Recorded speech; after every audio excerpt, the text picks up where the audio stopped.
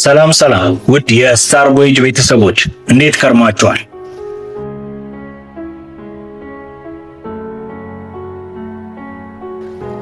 ዛሬም እንደተለመደው በአዲስ ተወዳጅ ቪዲዮ መጥተናል።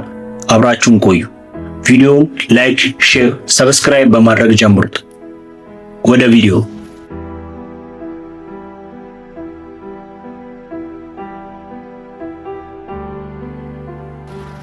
በዛሬው ቪዲዮአችን የሊዮ ወንዶች ባህሪ ጥቆማ ለሴቶች እንሰጣለን።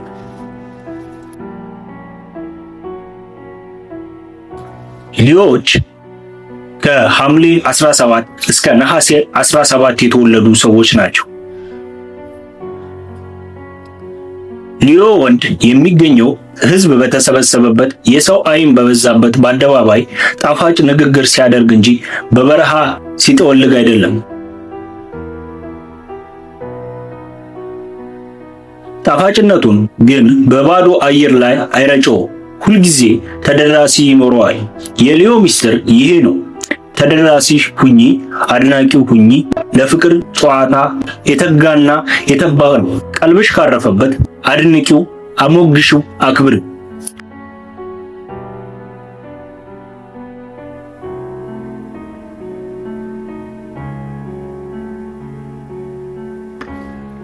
ሊዮ ያለ ፍቅር መኖር አይችልም። ፍቅር ቢሉሽ ፍቅር መሰለሽ እንደ ጣዖት መመለክ ነው የሚፈልገው። ከዚያ ካነሰ ሞቱን ይመርጣል። ለገንዘብም አይሳሳም። በውድ ስጦታዎች ያጥለቀልቅሻል፣ በደስታ ያስፈነድቅሻል።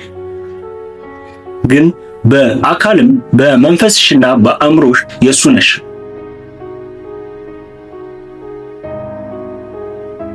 ምን አይነት ልብስ መልበስ እንዳለብሽ፣ ፀጉርሽን እንዴት መሰራት እንደሚኖርብሽ፣ የትኛውን መጽሐፍ እንደምታነብና ከነማን ጋር እንደምትይ ሁሉ ይመርጥልሽ እሱ ነው።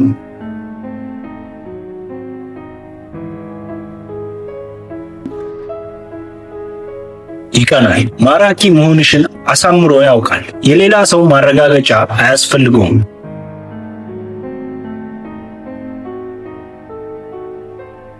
ሊዮ የበደለውን ሰው ያነጥፈዋል። ባህሪው ሚዛኑን የጠበቀ እንዲሆን የአንቺ ትብብር ያስፈልገዋል።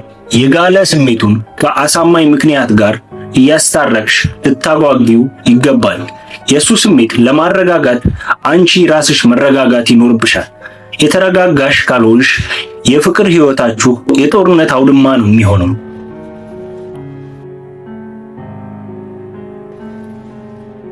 ስራ ሊኖርሽ አይገባም። ሊዮ ባልሽ ፈጽሞ አይፈቅድልሽም። ስራሽ እሱ ነው። ሊዮ ባልሽ ልክ እንደ ንጉሥ ደግ ይሆንልሻል። ቤተሰቦችሽን ይረዳልሻል። የሚፈልገውን አክብሮትና ሙገሳ ካገኘ ለልገሳው ወሰን የለውም። አንቺን ከያዘ በኋላ እንደገና ወደ መምረጥ አይገባም።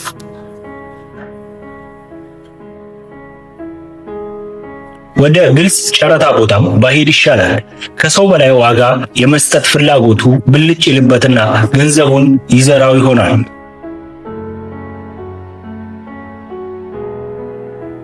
የፈጠራ ችሎታ እንዳላቸው ሁሉ የመቆመር እና ጨረታ የማሸነፍ አመልም አለባቸው።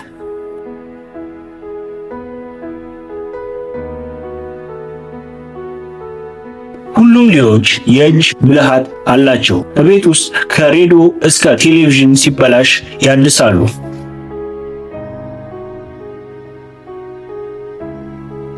ሊዮዎች ማንኛውም የፓርቲ ግብዣ ሕይወት ይዘሩበታል። በአጸፋው ራሳቸው ይታዩበታል፣ ይከበሩበታል።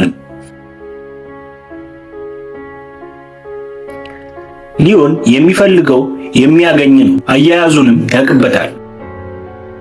ከጋብቻ በፊት በፍቅር ወዳጅነት በተቀራረባችሁበት ወቅት ታማኝሽ እንዲሆን ከፈለግሽ የፍቅር ጥማቱን በደንብ አርኪ።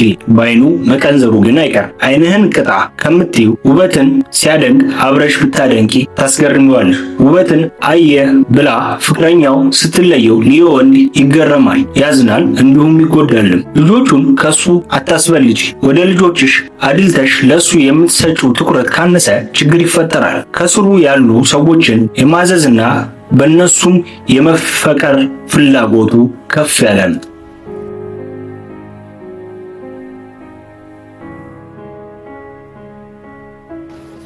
ውድ የስታር ቮይጅ ቤተሰቦች የዛሬው ቪዲዮአችን ይህን ይመስላል። ቪዲዮአችንን ከወደዱት ላይክ፣ ሼር፣ ሰብስክራይብ ማድረጉን አይርሱ።